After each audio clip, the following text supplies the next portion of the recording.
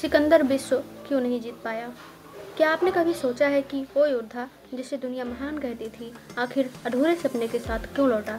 सिकंदर, जिसने आधी दुनिया को जीत लिया था, क्यों भारत की धरती से वापस जाने पर मजबूर हुआ? क्या ये सिर्फ थकान थी या फिर कुछ और? आज हम एक एक परत खोलेंगे उस राज की जो सिकंदर को अपराजय से विजेता बना तो सका, पर विश्व विजेता नहीं। सिकंदर महान, एक ऐसा नाम जिसने इतिहास के पन्नों पर अपने लिए जगह बना ली, लेकिन उसकी कहानी अधूरी क्यों रह गई?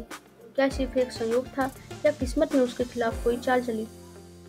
आज हम जानेंगे वो 5 रहस्यमय कारण जिनकी वजह से सिकंदर का सपना टूट गया।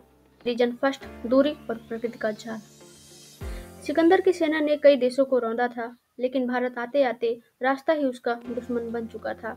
वो लंबी दूरी, वो कठिन रास्ते और भारत की अनजान जमीन, गर्म हवाएं, घने जंगल और बेहिसाब नदियां, ये सब क्या सिकंदर को रोकने के लिए ही थे? प्रकृति मानो अपने ही अंदाज में इस महान युद्ध को चुनौती दे रही थी। पॉइंट 2, पोरस और भारत की युद्ध नीति। लेकिन असली खेल तो तब शुरू हुआ जब सिकंदर का सामना हुआ राजा पोरस से। इतिहासकार कहते हैं पोरस की युद्ध नीति और हाथियों की फौज, ये एक ऐसी दीवार थी जिसे पार करना सिकंदर के लिए असंभव बन गया। लेकिन सवाल यह है, क्या सिर्फ पोरस ही उसका दुश्मन था या फिर कोई अदृश्य ताकत सिकंदर को हराने के लिए कदम कदम पर चालें चल रही थी?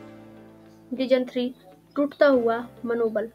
सिकंदर की सेना, जो कभी उसकी ताकत थी, आज वही उसकी सबसे बड़ी कमजोरी बन चुकी थी। हजारों मील की यात्रा और लगातार युद्ध, सैनिकों की आंखों में अब जीत की चमक नहीं बल्कि घर लौटने की बेकरारी थी।